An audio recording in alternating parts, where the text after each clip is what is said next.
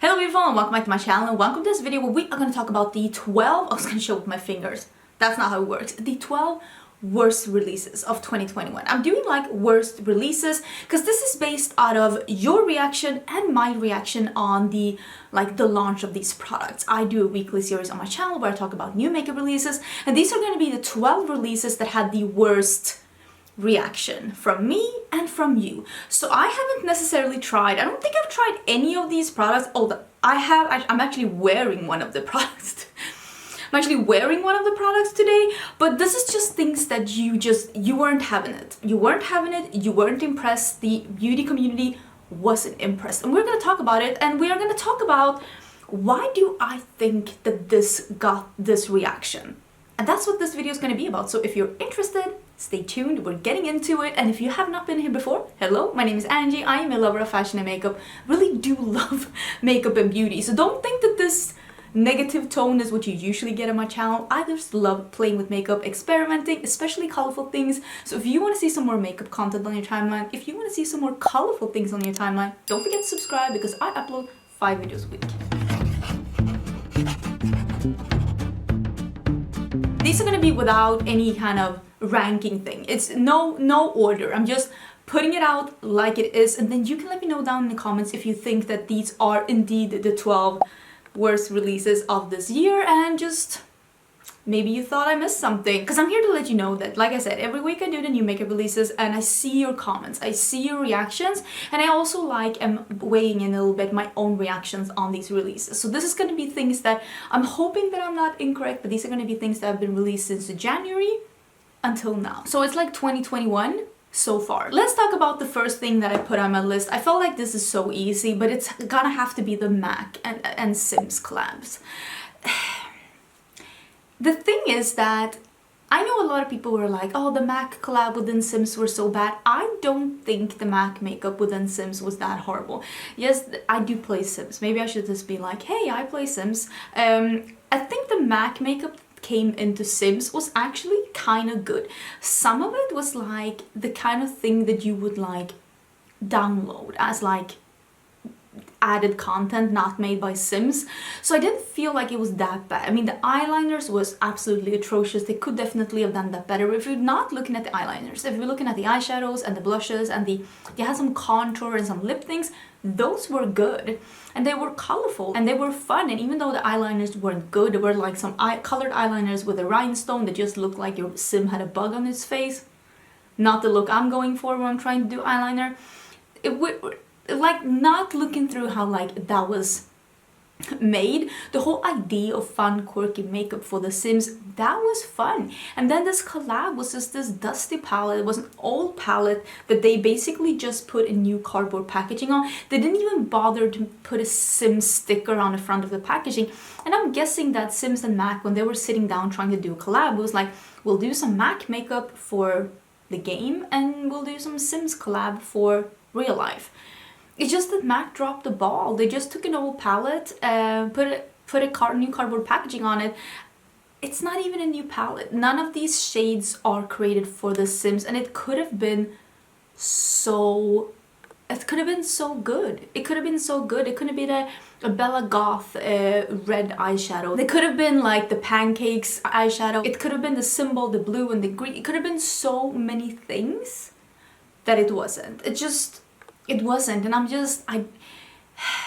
if you're gonna do a collab with such a big thing like Sims, when you drop the ball like this, yeah, the community's gonna hate you because this was bad. This was like bad. It was dusty, it was boring, it wasn't even new. It was just one of the laziest collabs I've ever seen in my life, and yeah, they deserved all the hate they got. We also have to talk about the Fenty Box lip gloss. Clip it on your belt, clip it on your... Who's clipping their lip gloss to anything? Do we need that? This came out, this was announced on April 1st, and I was like, am I getting punked? Is this a joke? Because I don't think I was the only one who thought that this was a joke. In 2021, I feel like we have perfected how lip gloss can be applied. A tube, a wand, like, did we really need this? I understand for makeup artists, like I get it. Lip gloss in a box like this, you scrape some out, I get that, but that's not how Fenty was marketing this. Fenty wasn't marketing this towards makeup artists, and also Fenty is not a makeup artist brand. Very few brands nowadays release things just meant for makeup artists, for the simple reason that there are not enough makeup artists to be purchasing their stuff for it to be profitable. Like, you have to sell quite a few units worldwide to like make a profit. I'm here to let you know that a couple of thousand makeup artists, it's not gonna cut it. It's just not enough. This was marketed as a lip gloss on the go. Clip it on your belt, clip it on your bag. Who's clipping lip gloss to stuff? Are you in the need of that? Are you in dire need of a lip gloss that's clippable to things? And why is it in a box? This was released when, I mean, it's still a big deal, but this was released before people started getting really vaccinated towards like the panini, and it was just like, who's gonna be digging their fingers into lip gloss and then clip it on your bag? Ugh. It was just one of these things that was just, no one asked for this. No one missed this concept, and it is already on sale. I'm not surprised. Are you surprised? This bitch is not surprised. I really like when like unexpected collabs happen. I'm still in love with collabs. I like unexpected collabs. But when Sephora brand and Coach did their collab, it was weak. It was weak and it was weird, and I don't know if it was that successful. I saw some people buying it and reviewing it, and I've already seen it on sale. It even came to Sweden. We don't even have Coach stores in Sweden, but we have Coach makeup in dinosaur form. Whoop-de-doo. It just was a very weird and unexpected collab, and that can be good. It can be good, but again, this was one of those clip your makeup to your bag. Who's clipping their eyeshadow palette to their bag? Who's doing that? Because these kind of bag charms, they are big and they are expensive. People buy designer bags and then they want to buy a bag charm. I remember like everything has been big, like Louis Vuitton has made them, Prada has made them, like everyone's making these charms to put in your bags. For a hot minute there, they were very in fashion. I don't know, am I allowed to say that? I don't think they're in fashion anymore. Take the charms off your bag. I don't think they're in fashion anymore. It's okay, if you love your charms, put it on. I'm just saying that in a time when bag charms are not even that popular, they release them in a form of an eyeshadow palette. I don't want my eyeshadow palette to be flapping on the outside of my bag. It's not that durable. It's just, again, it was just like, who was asking for this? Who was asking to put their blush on their bag? Sometimes it's like, yeah, collabs are cute and all, but it's like, I don't know. Yeah, and the colors were kind of boring, and I saw from reviews that the quality didn't seem to be that fascinating either. So yeah, I don't know if this was the best thing ever. This was the last thing that I put on the list, and I don't necessarily know if this is like one of the worst things, but I have to say that the reactions towards the new I'm using the word new pretty loosely here, the new Urban Decay Naked 3 Mini, it was pretty lukewarm. Let's put it like that. Most people were kind of agreeing that this was dated as soon as we saw it. I and a lot of other people were like, is this new? Because I feel like I've seen this. It felt dated. And I don't think that if we take away the concept, like the Mini Naked 3, if we take that away, releasing a small, cool toned mauve palette, that's not a bad idea. It's the whole sticking to the Naked 3 that was released, what, like, we're close to 10 years ago, like 7, 8 years ago. That's the thing that's like, why are you clinging on to, no one's asking for this. No one's gonna be like, oh yeah, this is what I've been waiting for. Maybe I'm wrong, but I'm just, from the comments that I got from people, there were comments saying like, yes, it does feel dated. And even people that said like, I can see myself buying a mini like cool tone mauve palette. And I see that because I don't necessarily hate the colors. It's just that it feels so dated. There's nothing special about the theme. There's nothing special about the concept. It just feels old, even though it's new. And it was also pretty expensive, and it's like, why are people gonna buy this pretty old concept for this price tag when there are so many things to choose from? Let's talk about the thing I'm wearing. Okay, let's talk about the thing I'm wearing. I'm only wearing one of the things, okay? Don't come for me. I see you leaning over your keyboard. Don't come for me. The Colourpop Neon collection. Wait, let me... Neon collection. I am wearing the lip oil. This is the one in Cosmic Clique. Did I pronounce it? Cosmic Clique. I bought this myself. I didn't get sent this as PR. I did get some things from Colourpop and PR. Oh, I did film this look, by the way. I'll put the info down in the description box. I filmed it for Instagram. If it's live, I'll link it. Otherwise, follow me on Instagram, I guess, because I do post quite a lot of things on Instagram. I bought these lip oils myself. I love the lip oils from Colourpop. I think they're comfortable. I think they're hydrating. I think they have just enough color. And I really wanted to try these... Am I losing my top? And I really wanted to try these, like, neon-y ones. And these are pretty. These are bright. I mean, they're not neon. The thing is that they had the audacity to call this a neon collection, even though the most neon thing was the packaging. And it's like, they could have done this so much better had they just released these lip oils and one 5-pan palette with 5 neon shadows and said, hey, neon collection. People would have gone bonkers for that. And I think that sometimes, and this is just me, I think that sometimes makeup companies are underestimating how willing people are to buy something different, to experiment. Yes. I also sometimes look at brown eyeshadows and I'm like, yeah, this is yummy, this is perfect, this is wearable. But I mean, I'm the person that loves colorful makeup, but it's like, I see you as well. I see you wanting to try something new. I see you wanting to try something special. Should they have released a 30-pan neon eyeshadow palette? No. But a 5-pan? I honestly think that that would have sold if they were actually neons. But it seemed like this was just a 5-pan palette with 4 neutrals and a shadow that wasn't even neon. And it also seems like all 3 of these neon shadows were pretty bad quality. And it's like, why? Why aren't you just committing? You want to do something neon? Awesome. Just do neon then. Just do neon. You literally have 752 releases a year. Can't you just take a leap of faith and just actually do something neon? I feel like I'm gonna have a minor roast on Marco Polo for my friend Heather Austin, but I have to mention the NYX and Tetris palette. What were they thinking? Releasing this monstrosity. It is the size of a coffee table. What is going on? Again, you have the ability to make a fun collab. Tetris? That could be so fun. There's so many things that they could have done, and they just couldn't edit themselves down to a small palette. My friend Heather Austin has tried this palette. She actually said the palette was pretty good, even though, yeah, I think she also agrees that the palette is just way too big. She showed it on Marco Polo and it was literally too big to fit the screen. It's too big. I mean, that's not what she said, but I'm saying it. It's too big.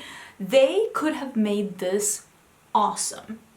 Edit themselves down a bit, made this into a cool concept, and people would have bought it. Now instead, people were buying it because it was a bit of a joke. I mean, it was a way to make a video. It's just too big, too much, and it was all jumbled up in a way that makes you realize when you look at it a little bit longer that a lot of these shades are probably very similar. And I saw Heather Austin swatch these out and she was like, some of these shades are just dupe of each other.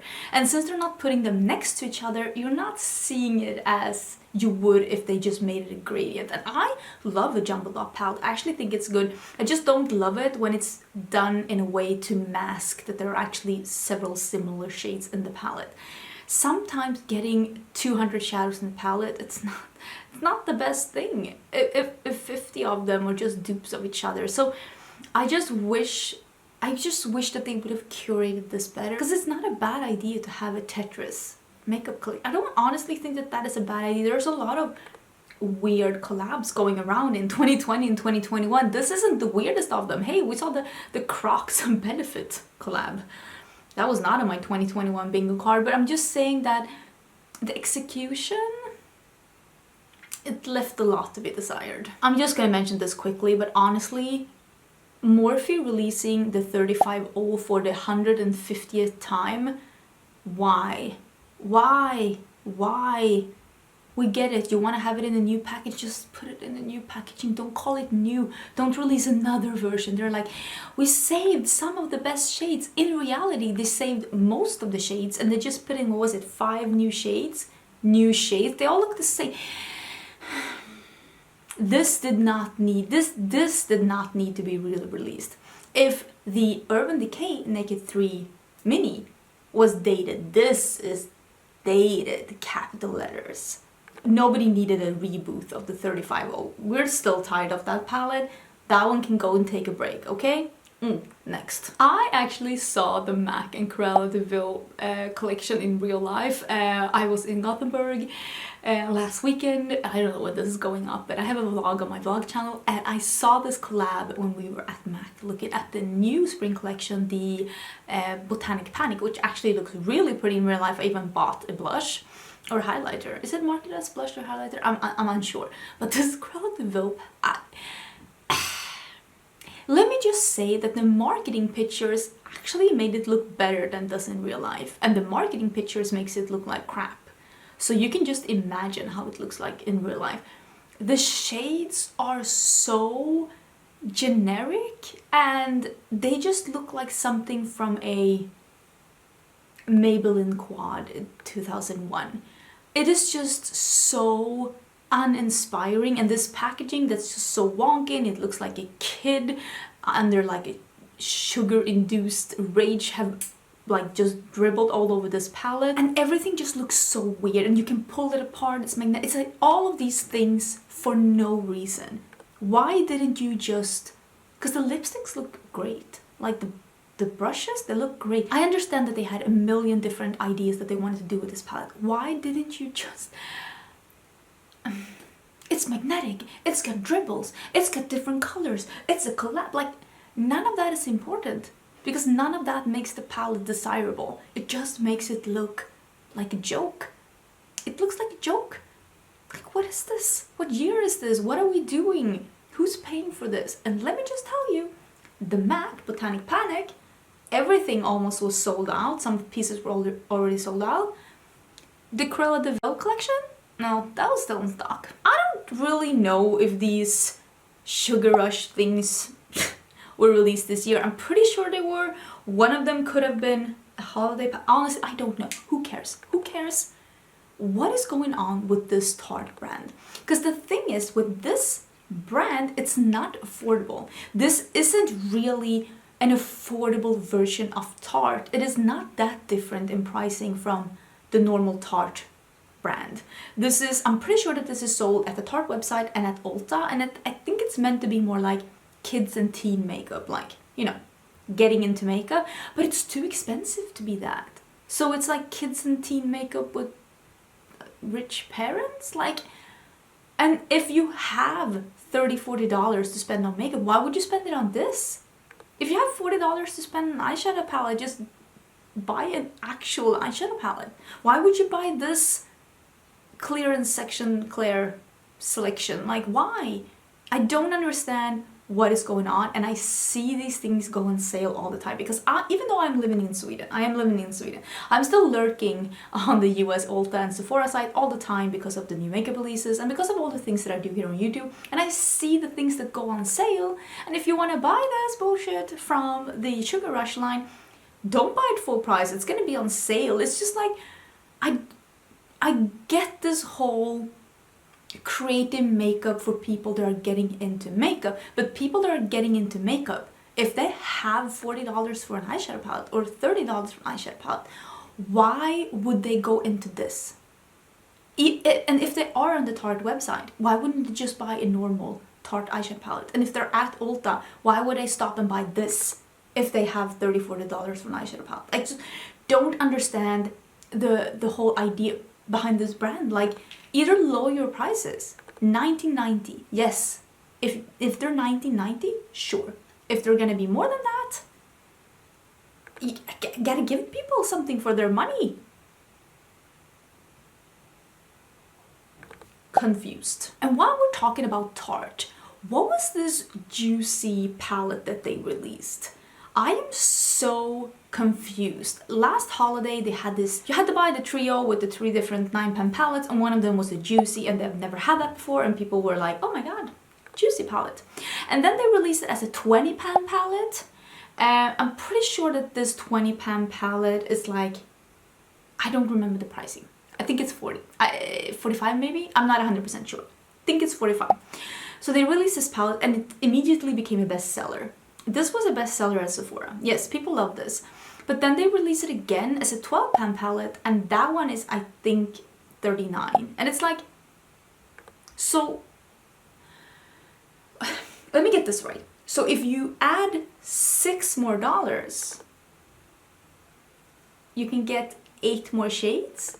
So why is this pretty not boring, but pretty generic color story? Because that's what Tarte does. Let's be honest here. Tarte does generic color stories. Why does this generic color story exist in a 9-pan, a 12-pan, and a 20-pan? It's not that exciting, Tarte. We didn't need that. Edit yourselves. Commit. Do you want a 12-pan or do you want a 20-pan? What do you want? You can't have both. Well, apparently you can, but it just makes no sense. I have to put this here, and I think that you agree with me, but definitely one of the worst releases in 2021 has been that Makeup Revolution does not seem to want to stop with the new brands. They've released a brand that's like basically a budget brand of their already budget brand. Don't shoot the messenger. I didn't create this shit.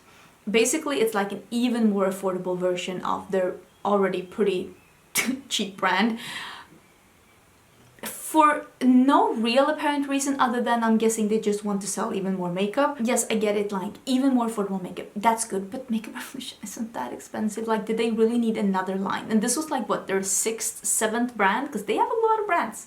They have a lot of brands, okay?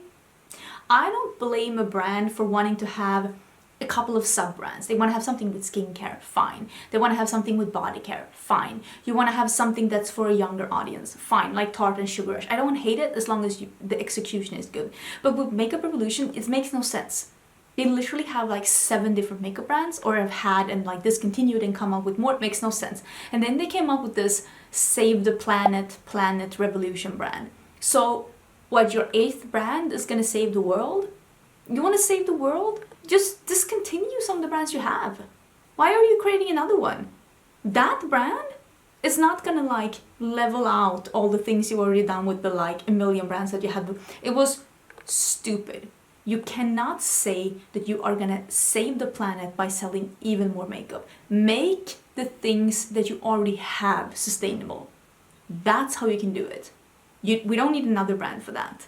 That's greenwashing at its finest, and with finest I mean worst. And the icing on the cake, cherry on top, is of course the latest one, which is the fabulous eyeshadow release from Hourglass. I do not know what they're smoking over at Hourglass headquarters, but charging $161 for a 5-pan eyeshadow palette is crazy. It makes Tom Ford and Dior look affordable. Like, all of a sudden, $90 for quad?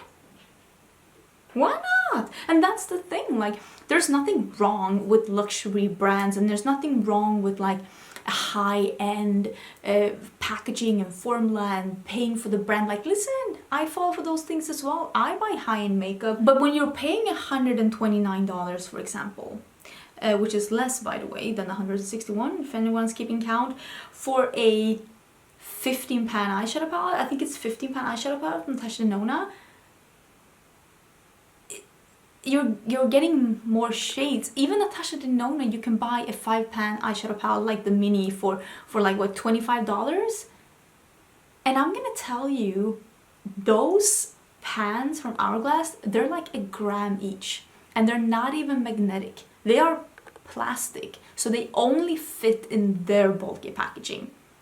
One eyeshadow, one single, what they call palette, is $39. You get one single eyeshadow for a gram in their bulky plastic packaging, and the pan is not even magnetic. What are you paying for? What are you paying for? Because they haven't really talked. They're like, oh, the shadows are created by makeup artists. I think basically every brand at this point have makeup artist helping them out to create the brand and to do color stories, and that's not unique enough to be warranting this high price tag. You can pick your own colors. You can pick your own colors at a lot of different brands. A lot of different brands. I'm gonna be honest with you, I honestly don't think that the consumers that are paying this price tag more than Tom Ford, I don't think that they're the type that is like drawn into the idea of being able to pick between 40 different neutral shades, because that's what it is. It's 40 shades and basically all of them are more on the neutral, muted side, and there's nothing wrong with that. But I don't think that that is like a selling point for people that are into luxury makeup, to be able to pick their own shade. I don't see that as being something for them. One single shadow for 1 gram for $39, that's more expensive than basically any other single shadow I've heard about. And usually when you buy a single shadow, you get more product in a pan. 1 gram, that's what you get in like bigger curated palettes. That's usually when you get like 1 gram like a pan. So it's all just very